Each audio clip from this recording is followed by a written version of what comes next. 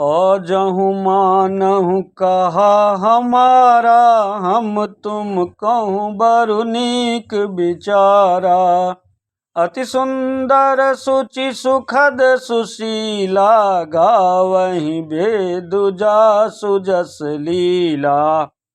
महादेव से ध्यान भटकाने के लिए, माँ पार्वती की परीक्षा लेने के लिए कि उन्हें महादेव से कितना प्रेम है या वह किसी अन्य के बहकावे में तो नहीं आ जाएंगी, इन सब चीज़ों की परीक्षा लेने के लिए नारद मुनि पहुँचते हैं किसके पास? तपस्विनी महादेवी के पास।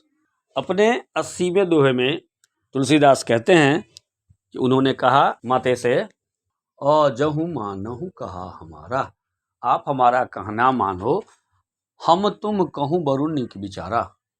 हम तुम्हें अच्छा विचार दे रहे हैं। अति सुंदर सुचि सुखद सुशीला, तुम्हारे लिए जो मैंने वर ठीक किया है वह अति सुंदर हैं, सुचि हैं अर्थात पवित्र हैं, सुखद हैं और सुशील भी हैं, जिनकी महिमा गावहीं वेद जासु जस लीला, जिनकी लीलाओं का गान वेद भी करते हैं, जिनका यश गान वेदों में भी है। दूषण रहित सकल गुण राशि, श्रीपतिपुर बैकुंठ निवासी। असबरु तुम्हि मिलाउ बआनी, सुनति बिहसि कह बचन भवानी। दूषण रहित सकल गुण राशि, दोषों से रहित अर्थात विकारों से रहित सकल गुण राशि, सारे सद्गुणों की राशि हैं, श्रीपतिपुर बैकुंठ निवासी। और ये श्री के पति के हैं, लक्ष्मी के जो स्वामी हैं, ये बैकुंठपुरी में रहने वाले हैं। असबरु तुम्हि मिलाउब आनी, हम ऐसे वर को लाकर तुमसे मिला देंगे।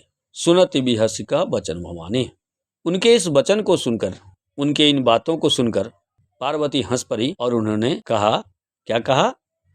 सत्य कहूँ गिरि भव तनु एहा, हठ न छूट छूटे बरु देहा। कनकऊ पुनि पशान ते होई, जारहु सहजु न परिहरि सोई।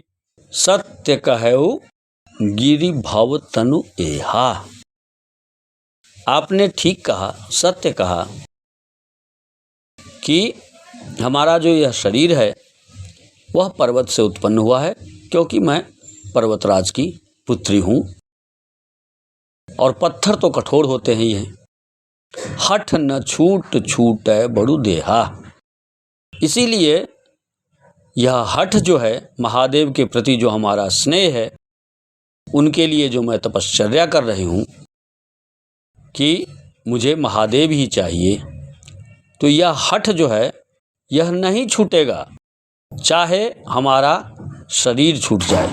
हठ न छूट छूटे बरु देहा, चाहे हमारे शरीर की मृत्यु हो जाए, लेकिन हमारा जो यह हठ है यह छूटेगा नहीं। कनकऊ पुनि पशान ते होई, हे मुनीश्वर, सोना भी, कनक, कनक कहते हैं सोना को, वह भी तो पाषाण से ही बनता है, पत्थर से ही बनता है। जारहु सहज न परिहर सोई, लेकिन कितना भी जलाए जाने पर वह अपना स्वभाव नहीं छोड़ता।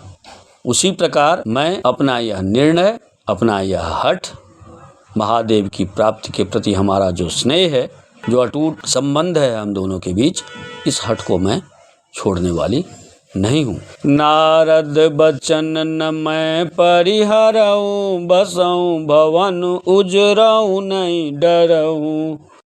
गुर के बचन प्रतीति न जेहि, सपनेहु सुगमन सुख सिद्धि तेहि।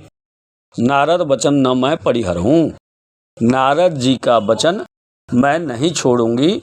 बसऊँ भवन उजरऊँ नहीं डरऊँ, चाहे घर बसे या उजरे, मैं इससे डरने वाली नहीं हूँ। गुरु के वचन प्रतीति न जेहि, जिनको गुरु के वचनों में विश्वास नहीं है, सपने सुगम न सुख सिद्धि तेहि, जो मनुष्य, जो व्यक्ति गुरु के वचनों में विश्वास नहीं रखता, उस पर विश्वास नहीं करता, उसे झूठा समझता है, उनको सपने सुगम न सुख सिद्धि ही।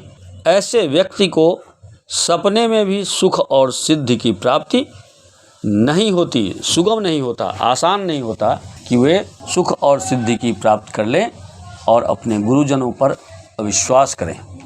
महादेव अवगुण भवना विष्णु सकल गुण धाम, जहि कर मनुरम जाई सन, तेहि तेहि सनगन काम, सियावर राम जय जय राम।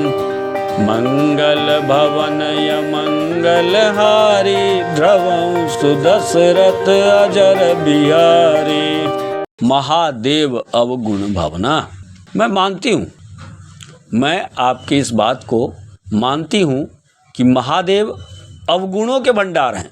सारे अवगुण उनमें भरे पड़े हैं। न उनका घर है, न भोजन अच्छा है, न वस्त्र है, और विष्णु के पास सकल गुण के धाम हैं, और विष्णु के पास सारे गुण हैं। वो तो गुणों के धाम ही हैं।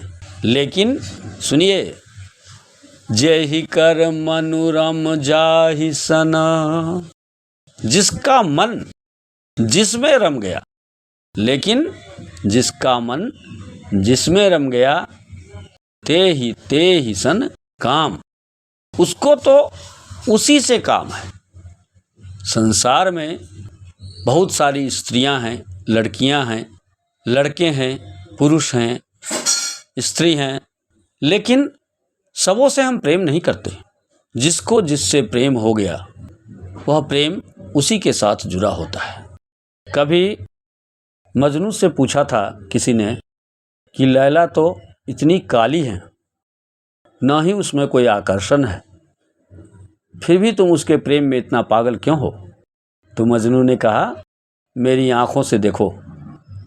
जब तुम मेरी आँखों से उसे देखोगे तो तुम पाओगे कि संसार में उससे सुंदर कोई नहीं। इसीलिए जिसका जिसके साथ है, उसका उसी के साथ स्नेह रहता है। आज के लिए बस इतना ही। नमस्कार। जय श्री राम।